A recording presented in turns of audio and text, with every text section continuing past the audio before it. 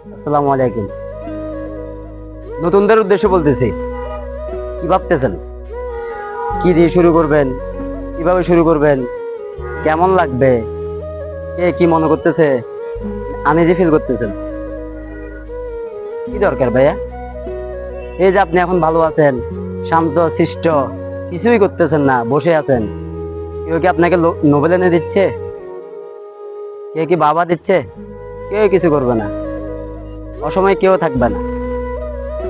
সুসময় দেখবেন যে আশেপাশে সবাই আসবে, কোকিলের মতো আসবে। তখন সবাই আপনার আত্মীয় হয়ে যাবে। তো চিন্তা ভাবনার কিছু নাই, ঘাবড়ানোর কিছু নাই। শুরু করে দেন। নিজের যেভাবে ভালো লাগে, যেভাবে নিজের কাছে ভালো লাগে, যেভাবে নিজে মজা পান, খুব চিল মোডে থাকবেন। নিজেকে এনজয় করবেন।